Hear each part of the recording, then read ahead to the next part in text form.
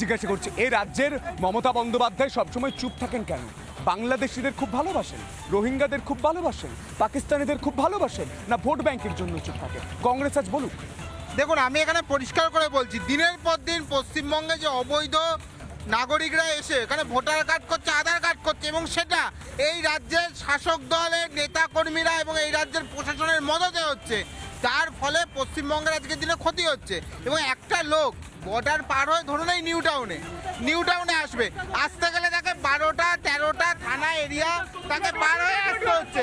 সেই জায়গায় পুলিশ কেন ব্যর্থ হবে না? তো কংগ্রেস তো বিজেপি। আপনি বড় বড় কথা বলছেন, আমি তরুণ প্রজন্মের সঙ্গে কথা বলার চেষ্টা করব, যারা গাড়ি চালিয়ে খায়, যারা র্যাপিডো চালিয়ে খায়, যারা বিভিন্ন সংস্থায় কাজ করে। দাদা একটা কথা বলুন তো, বাংলাদেশ থেকে কোনো বাংলাদেশি যদি এসে এখানে কাজ করে, আপনার তো পেটে লাথি পড়ছে। অবশ্যই হ্যাঁ হ্যাঁ, কি চাইবেন? চোখে চোখ রেখে বাংলাদেশি হাঁটাও, পাকিস্তানি হাঁটাও? হ্যাঁ হাঁটাও, এখানে রাখা।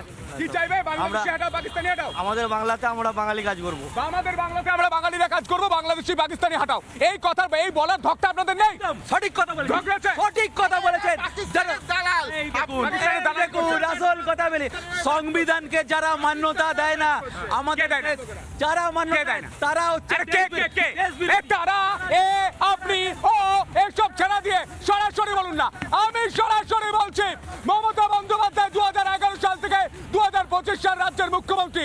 আপনি একবারও বলেছেন বাংলাদেশি অনুপ্রবেশকারী হাঁটাও, বলেছেন রোহিঙ্গা হাঁটাও, বলেছেন পাকিস্তানি হাঁটাও, বলেননি। আপনি যখন বিরোধী নেত্রী ছিলেন তখন স্পিকারের মুখে কাগজ ছুঁড়ে বলেছিলেন রোহিঙ্গারা গোটা দেশকে, গোটা রাজ্যকে খেয়ে নিচ্ছে, কিছু করুন। তখনও বলেছিলেন সিপিএম এর দিকে আঙুল তুলে, কিন্তু আজ কেন বলছেন না? আমি স্যারের কাছে আসবো। আমি পরিষ্কার জানতে চাই স্যার, গোটা দেশ সংবিধানে চলে, নিয়মে চলে, আইনে চলে। আজ পর্যন্ত দেশ স্বাধীন হচ্ছে 1947-এ, এখনো পর্যন্ত অনুপ্রবেশ হচ্ছে কেন? এটা তো কার ব্যর্থতা? না, অনুপ্রবেশ হচ্ছে কারণ বাংলাদেশের সঙ্গে ভারতের 2200 কিলোমিটারের বর্ডার, সেখানে সব জায়গায় ফেন্সিং লাগানো সম্ভব নয়। ইছামতি নদী আছে, সেই ইছামতি নদীতে কোনো রকম ফেন্সিং লাগানো সম্ভব নয়। সুতরাং প্রায় 1600 কিলোমিটার নদী পথ, সেইখানে কোনো রকম কাঁটাতারের বেড়া আমরা সুযোগটা রাজনৈতিক নেতারা নিচ্ছে ভোট ব্যাংকের জন্য আমার মনে হয়। এবং সবসময় শাসক দল বলছে এটা বিএসএফ এর কাজ। বিএসএফ তো প্রত্যেক কিলোমিটার বা প্রত্যেক 100 মিটারে করে কোনো লোক রাখা সম্ভব নয়।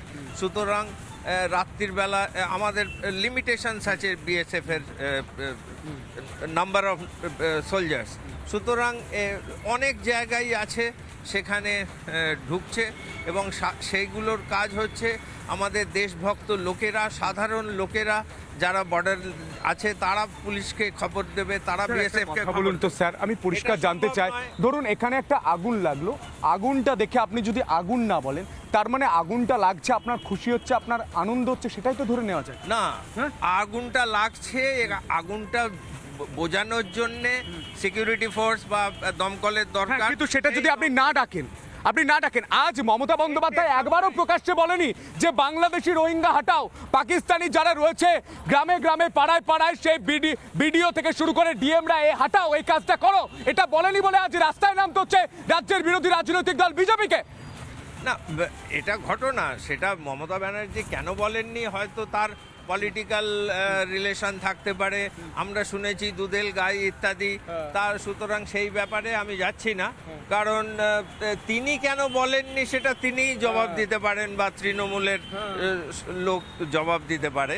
কিন্তু এটা ঘটনা যে আমাদের রোহিঙ্গিয়ার ইনফিল্ট্রেটার্স এবং বাংলাদেশের লোক প্রচুর আমাদের দেশে রয়েছে, এবং তারা ইজ এ সিকিউরিটি থ্রেট।